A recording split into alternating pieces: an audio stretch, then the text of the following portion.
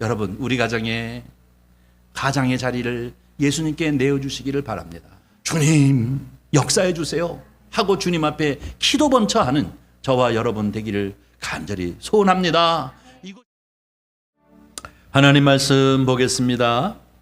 마가복음 4장 35절부터 41절까지 말씀입니다. 다 찾으신 줄 알고 오늘 이 아침 우리를 향하여 주시는 하나님의 말씀입니다. 우리 다 같이 저와 같이 함께 합독해 올리도록 하겠습니다. 그날 저물 때에 제자들에게 이르시되 우리가 저편으로 건너가자 하시니 그들이 무리를 떠나 예수를 배에 계신 그대로 모시고 가매 다른 배들도 함께 가더니 큰 광풍이 일어나며 물결이 배에 부딪혀 들어와 배에 가득하게 되었더라. 예수께서는 고물에서 베개를 베고 주무시더니 제자들이 깨우며 이르되 선생이여 우리가 죽게 된 것을 돌보지 아니하시나이까 하니 예수께서 깨어 바람을 꾸짖으시며 바다 더러 이르시되 잠잠하라 고요하라 하시니 바람이 그치고 아주 잔잔하여 지더라. 이에 제자들에게 이르시되 어찌하여 이렇게 무서워하느냐 너희가 어찌 믿음이 없느냐 하시니 그들이 심히 두려워하여 서로 말하되 그가 누구이기에 바람바라도 순종하는가 하였더라. 아멘. 저를 한번 따라해 주세요. 예수님을 깨우며 삽시다. 한 번만 더 하겠습니다. 예수님을 깨우며 삽시다. 할렐루야. 여러분 가정 가운데 또 사업장 가운데 우리 주님이 일하시는 그런 역사가 있기를 주의 이름으로 간절히 축복합니다. 축복합니다. 예. 제가 이 어린 시절이라고 해야 되나요? 그때는 4월 달만 되면 4.19 의거 혹은 4.19 혁명이라고 그러죠. 그것을 기념하면서 이 4월을 맞이했던 것을 늘 기억합니다. 그러나 요즘은 4월이 되어지면 항상 우리 마음을 우울하게 하는 이 세월호 참사를 기억하면서 이 4월을 맞게 되어지고 이 4월을 지내게 되어지는 것을 우리가 보게 되어집니다. 상당히 안타깝죠. 지금도 벌써 7년이나 되어진 세월이지만 젊은 우리 고등학교 학생들이 수학여행을 가면서 들뜬 마음을 가지고 기울어지는 배 안에서 서로 동영상을 찍어서 날리면서 야 우리 이제 죽는 거 아니야? 나가야 되는 거 아니야? 그러면서 깔깔깔깔 웃고 그러던 친구들을 잠깐 본 것을 제가 기억합니다. 그 이후에는 아마 이게 방송이 잘 안 됐지만 그런 것을 이렇게 보면서 야 얼마나 이 안타까운 일인가. 선생님 말씀을 가장 잘 들었던 애들이 가장 이 죽음에 이르게 되어진 이런 상황을 생각하면서 사실은 이 4월이 행복하고 즐거운 4월이 되어져야 할 텐데 우리에게는 늘 이렇게 무거운 짐을 갖게 되어지는 그런 4월을 맞게 되어집니다. 우리나라에 이런 말이 있습니다. 풍랑이 일어나서 배가 위기의 상황에 처한다 할지라도 배는 포기할지언정 나침반은 포기하지 말아라 라는 말이 있습니다. 이 얘기는 무슨 얘기입니까? 배가 만약에 이리 흔들리고 저리 흔들리고 바람이 불어서 방향을 모를 정도로 막 흔들리고 파산의 위기에 있어도 꼭 잡고 있어야 할 것은 무엇이냐? 나침반이라는 것입니다. 왜 그런가? 바로 이 나침반은 방향을 우리에게 제시해 주기 때문에 그렇습니다. 배는 거꾸로 돌고 또 뒤로 돌고 하는 이런 상황이 되었다 할지라도 이 나침반을 꽉 가지고 있으면 내가 가야 할 방향은 언제나 이렇게 가르치고 있기 때문에 그것을 향해서 갈 수 있기 때문에 이것은 포기하지 말아야 한다라는 얘기인데요. 오늘날 우리가 사는 이 세상도 마찬가지죠. 사실은 급변하는 사회 속에서 우리가 살고 있습니다. 내일을 계획하고 또 내년을 계획하고 살다가도 어떻게 정책이 바뀌는지 어떻게 세계 환경이 바뀌느냐에 따라서 마치 이리 돌고 저리 도는 이런 풍랑을 맞는 배와 같이 방향을 잃어버리는 상황이 상당히 많이 있습니다. 그런가 하면 성도도 교회도 진리의 말씀을 붙잡고 살아간다고 하면서도 사실은 이 많은 이 풍파 속에서 방향을 잃어버릴 때가 참 많이 있습니다. 그러기에 이 교훈이 더 귀하죠. 아무리 고난이 와도 아무리 풍파가 쳐와도 우리에게 영원한 나침반 되시는 길이요 진리요 생명 되시는 예수 그리스도를 우리 마음 가운데 꽉 모시고 있으면 환경이 많이 변해도 많은 환란이 와도 우리는 방향을 잃어버리지 아니하고 진리이시고 생명이신 예수님을 꼭 붙잡고 예수님이 가르쳐 주시는 방향을 향해서 갈 수 있게 되어질 줄 믿습니다. 사랑하는 성도 여러분, 저와 여러분은 이렇게 주님을 마음에 모시고 주님을 이 나침판 삼아서 주께서 우리를 이끌어 주시는 방향으로 흔들리지 아니하고 걸어가시는 저와 여러분이 되어지기를 주님의 이름으로 간절히 축원합니다. 구약 성경에 보면 창세기, 출애굽기, 레위기, 민수기, 신명기, 그 다음에 이제 여호수아, 그 다음에 사사기죠. 사사시대라고 하는 이 사사시대가 있었습니다. 이 사사시대에는 상당히 많은 어려움을 겪은 시대였던 것을 봅니다. 주변 국가들에 의해서 또 주변 민족들이 계속 이스라엘을 쳐들어오고 그들에게 많은 것을 수탈해가기도 하고 또 노예로 삼기도 하고 어려움을 겪은 그런 세월들을 약 한 400년 동안 보냈습니다. 그래서 이 사사기 21장 25절에 보면 그들이 뭐라고 표현하고 있는가 하면 그때에 이스라엘의 왕이 없으므로 사람이 각기 자기의 소견대로 옳은 대로 행하였더라 라고 얘기합니다. 각기 자기의 소견에 옳은 대로 행하였더라. 누가 없으므로요? 누가 없으므로요? 왕이 없으므로. 나침판을 잃어버렸다는 얘기잖아요. 그런데 여러분, 그것 때문에 그들은 고난을 당했고 그것 때문에 어려움을 겪었다라고 이렇게 그때에 왕이 없으므로 400년 동안이나 이 민족 저 민족에게 시달림을 받고 살았다라고 이렇게 얘기하고 있는데 성경을 조금 깊이 생각해 보면 한 번도 이스라엘 백성에게 왕이 없은 적이 없습니다. 그렇죠? 이스라엘 백성들에게 한 번도 왕이 없은 적이 없습니다. 처음부터 왕이 계셨습니다. 그분이 누구십니까? 하나님입니다. 네, 맞습니다. 여러분이 알다시피 다윗 같은 왕, 솔로몬 같은 왕, 이런 왕들은 없었지만 그 사사시대는 왕정시대가 아니었기 때문에 그런 다윗과 솔로몬 같은 그런 왕은 없었지만 언제나 이스라엘 백성들은 처음부터 지금까지 늘 하나님이신 왕이 계셨음을 우리는 알고 있습니다. 그런데 그들이 얘기하기를 뭐라고 얘기합니까? 그때에 왕이 없으므로 제각각 자기가 옳은 대로 행했다라고 이렇게 표현하고 있는 것을 볼 수가 있습니다. 사실은 왕이 있었습니다. 그러나 그들이 왕을 그 마음 가운데 모시지 않고 왕이 없었다고 하면서 눈에 보이는 이방인들이 가지고 있는 눈에 보이는 왕을 달라고 사무엘에게 얘기해서 하나님이 할 수 없이 주신 왕이 사울 왕 아닙니까? 실질적으로는 왕이 있었습니다. 이 얘기는 무엇을 의미합니까? 이미 이스라엘 백성들은 처음부터 하나님이신 그 여호와 우리 하나님 만왕의 왕이여 만유의 주 되시는 그 축복의 하나님이 이스라엘의 왕이었음에도 불구하고 그들은 하나님을 왕으로 취급하지 않았다는 것입니다. 마치 우리 종종 이런 이야기를 할 때가 있습니다. 이 집에는 애미도 없고 애비도 없나? 뭐 이런 얘기를 하지 않습니까? 이 얘기는 무엇입니까? 그 집에 정말로 아버지 엄마가 없다는 얘기가 아니지 않습니까? 애미도 없고 애비도 없나라고 얘기하는 것은 자식놈들이 엄마를 엄마로 아버지를 아버지로 취급하지 않고 아주 콩가루 집안같이 굴고 있는 것을 향해서 애미도 없고 애비도 없나라고 얘기하는 얘기는 뭡니까?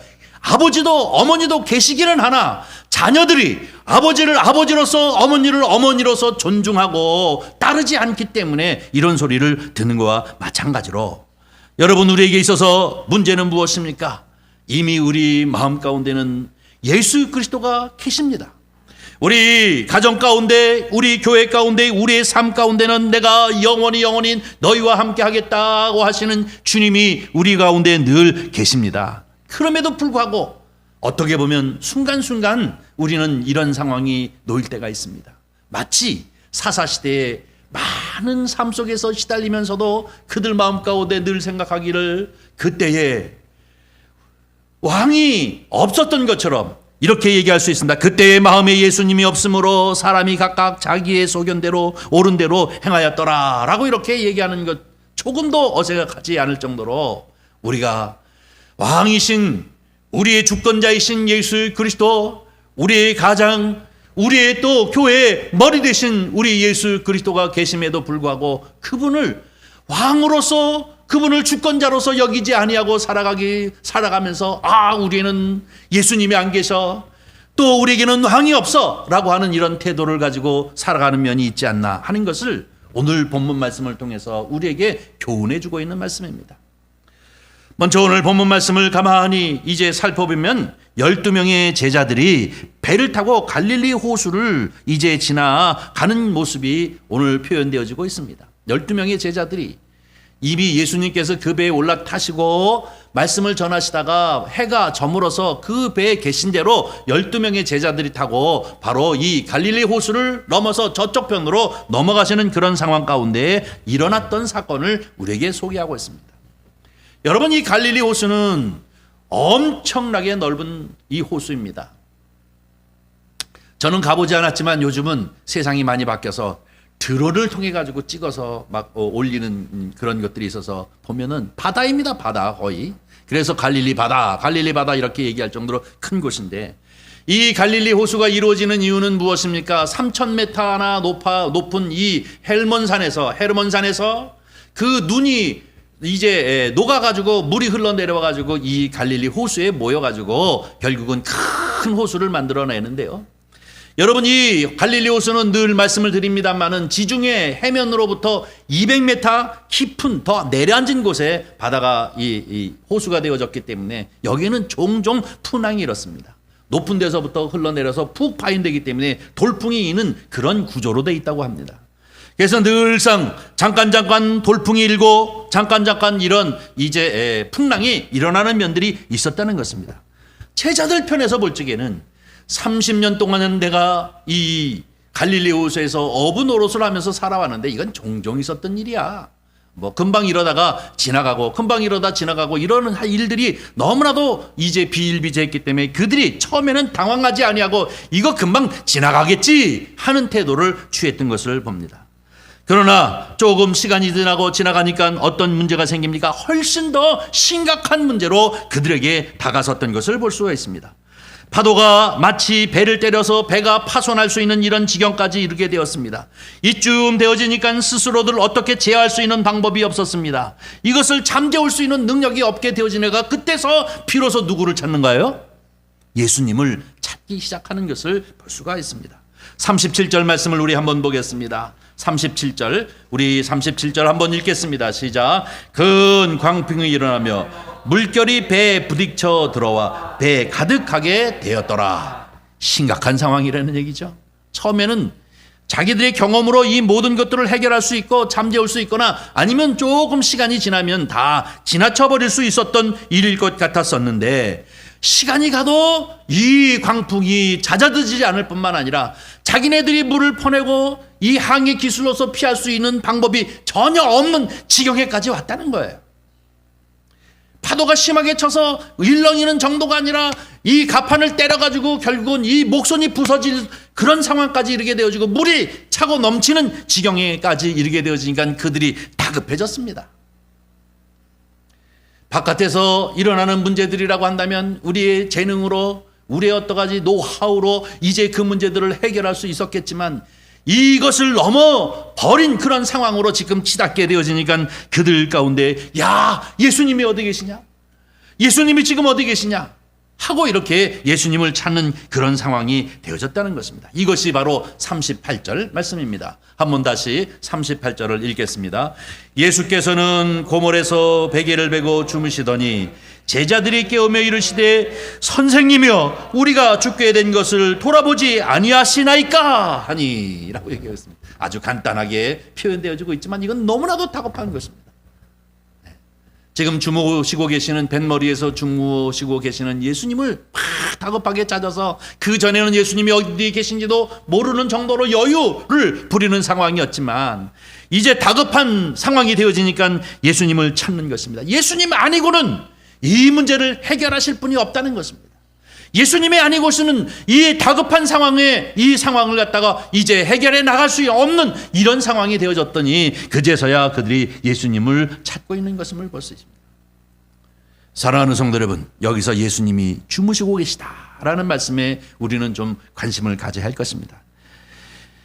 이 얘기는 무슨 얘기를 의미하고 있는 것입니까? 예수님이 없이도 스스로 이 문제를 해결할 수 있는 능력이 충분히 노하우가 있다고 하는 때에는 예수님을 찾지 않고 그분이 어디 계시는지 어디 주무시는지는 모르는 상태에 빠져 있었던 상태를 우리에게 가르치고 있습니다.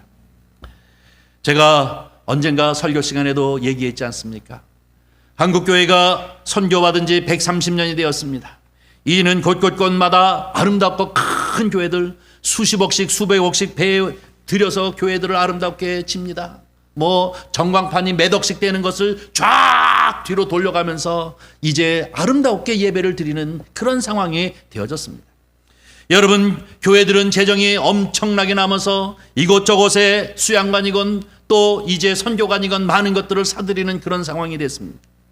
뿐만 아니라 전문가들이 교회로 몰려들어서 어떤 문제이든 간에 법률적인 문제이든 정치적인 문제이든 교회가 교회 스스로 해결할 수 있는 이 재력뿐만 아니라 많은 전문가 능력자들이 교회 안에 들어왔습니다. 세계가 부러워할 만한 많은 프로그램들도 가지고 있었습니다. 그랬더니 문제가 무엇입니까? 예수님이 주무시고 계시다는 거예요. 너무나도 이 큰 틀로서 얘기하고 있지만 우리의 가정도 한번 돌아보고 나 자신의 신앙도 한번 돌아보십시오. 내 가정에 예수님이 깨어 계십니까? 내 마음 가운데 예수님이 깨어 계십니까? 우리 교회에 예수님이 깨어 계십니까? 하는 문제를 우리는 이 말씀을 통해서 우리 스스로를 돌아봐야 할 것입니다. 주님이 계시지 않아도 교회는 잘 돌아가요. 우리가 가지고 있는 노하우가 있거든요. 우리가 가지고 있는 어느 분야의 전문가이신 집사님, 어느 분야의 전문가이신 장로님이 계시니까 우리가 우리 스스로 해결할 수 있으니까 주무시고 계세요 하는 이런 것이 우리의 이제 형편이 아닌가. 아니면 초대 이제 한국교회 기독교가 들어오면서 지금으로부터 3, 40년 전만 해도 어렵고 힘들 때마다 산으로 올라가서 저 삼각산 꼭대기에서 주여 주여 소리 지르면서 부르짖는 성도, 예수님 역사해 주세요. 예수님이 아니면 이 문제를 해결할 수 없습니다. 예수님이 우리 교회를 지켜주세요. 예수님이 우리 교회의 주인 되어주세요. 내 가정의 주인 되어주세요. 내 사업체의 주인 되어주세요 하고 이렇게 부르짖는 때가 얼마 되지 않았는데, 지금은 바로 예수 그리스도가 배 안에서 주무시고 계시듯이 우리가 흔들리는 이런 상황 가운데서도 아직도 우리는 예수님이 어디 계신지도 모르고, 마치 사업을 시작하면 목사님과 여러 성도님들을 모셔다 놓고 예배를 드리면서 이제 사가지고 온 이 액자를 마치 걸어놓듯이 예수님 액자에 걸려있는 대로 그대로 계십시오. 이 다음의 문제들은 다 내가 해결하겠습니다. 다음의 문제들은 내가 다 책임지겠습니까? 라고 하는 이런 태도를 가지고 있지 않나 하는 것을 오늘 우리는 이 본문 말씀을 가만히 묵상하면서 이러한 관점에서 우리가 우리 스스로를 돌아보는 저와 여러분이 되어지기를 주의 이름으로 간절히 축원합니다. 여러분, 그렇지 않습니까? 내 가정에 예수님이 지금 일하고 계십니까? 내 마음 가운데 예수님이 이제 절박하게 일하고 계십니까? 예수님이 역사하지 않으셔도, 예수님께서 해결해 주지 아니하셔도 우리의 능력으로, 우리의 여태까지 가지고 있는 노하우로, 또 경험으로, 그리고 여러 가지 이제 아는 인맥을 통해서 모든 것들을 해결할 수 있으니 주님 그냥 액자에 걸려 계세요. 내려오셔서 번거롭게 하지 마시고 라는 태도를 우리가 가지고 있습니까?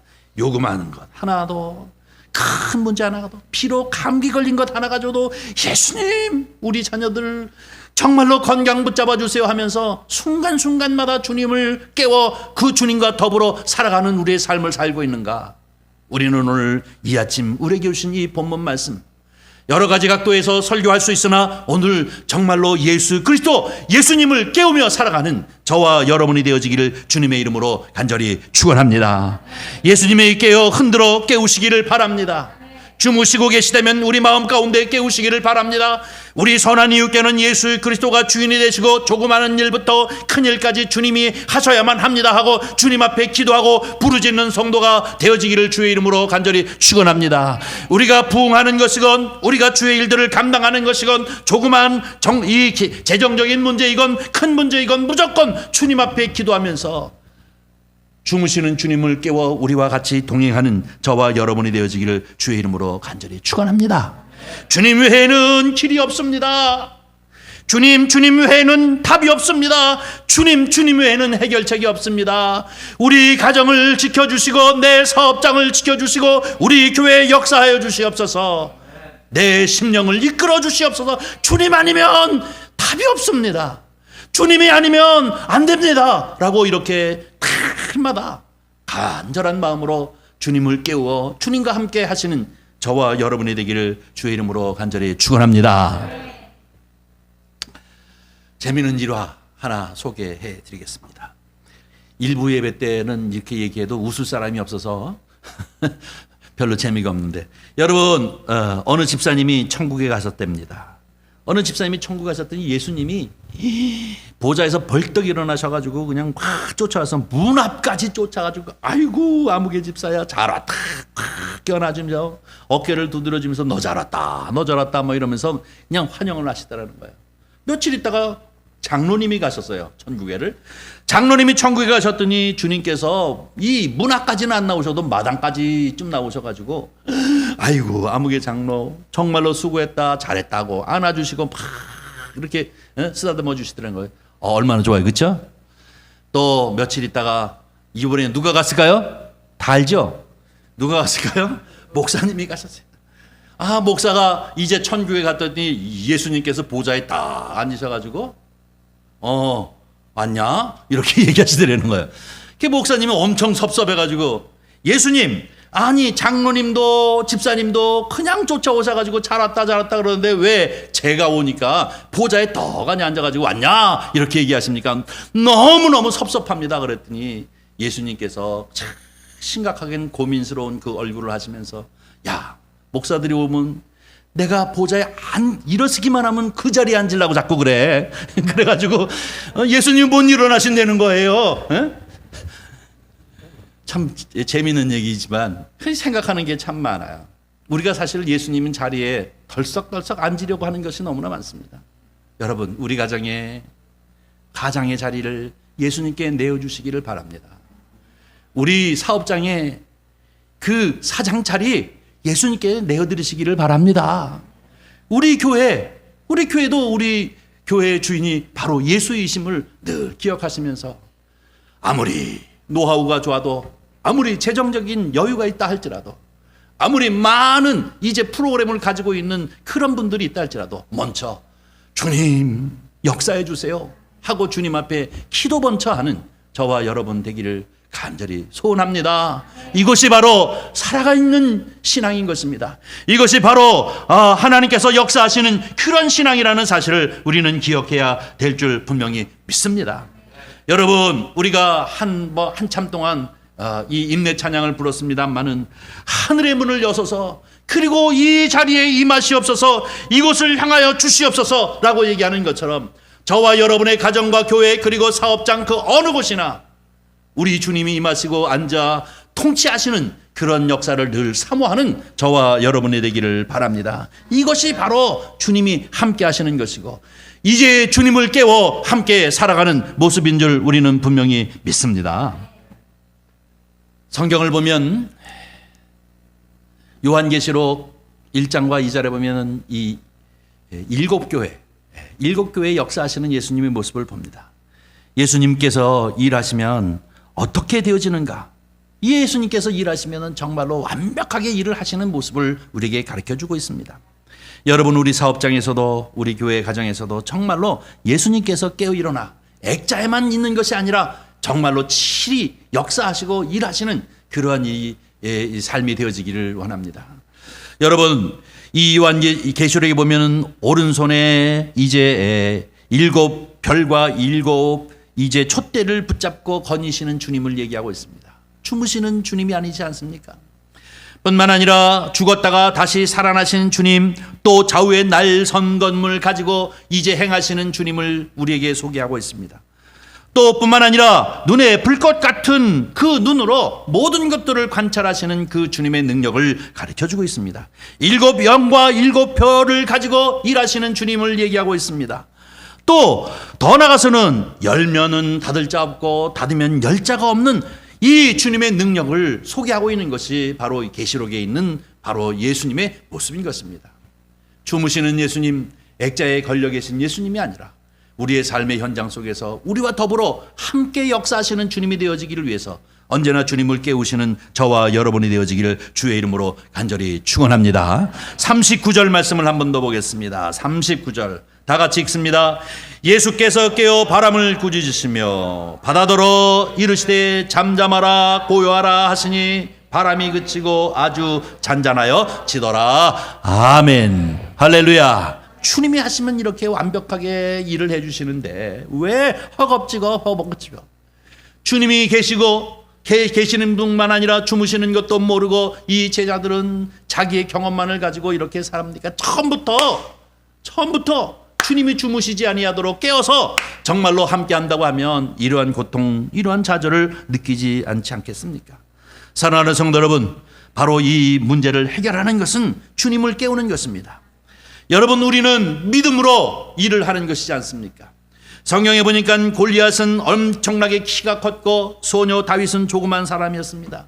그러나 여러분, 가만히 성경을 읽어보면 신장이 크는 것으로 일하는 것이 아니라 무엇으로 일합니까? 만군의 여호와가 나와 함께 하겠다라고 하는 이 믿음으로 싸움을 싸우는 것인 줄 믿습니다. 마찬가지로 우리 주님이 우리의 가정의 가장 되시는데, 우리 주님이 우리 교회의 주인 되시는데, 우리 주님이 내 사업장의 사장 되시는데 하는 믿음을 가지면 아무리 골리앗 같은 사람이 우리를 괴롭히려고 달려든다 할지라도 주님께서 깨끗하게 해결해 주실 줄 믿습니다. 잠잠하라 고요하라 라고 이렇게 말씀하시니 모든 것이 잠잠하고 고요해질 뿐만 아니라 어떻게 저 사람이 누구시간데 바다도 바람도 그의 말에 순종하는가라고 이렇게 얘기하는 것처럼 우리 주님의 능력을 늘 기억하시면서 우리 마음 가운데 깨어 계신 주님, 나와 함께 하시는 주님, 나와 동행하시는 주님을 마음 가운데 소유하며 사는 저와 여러분이 되기를 주님의 이름으로 간절히 축원합니다.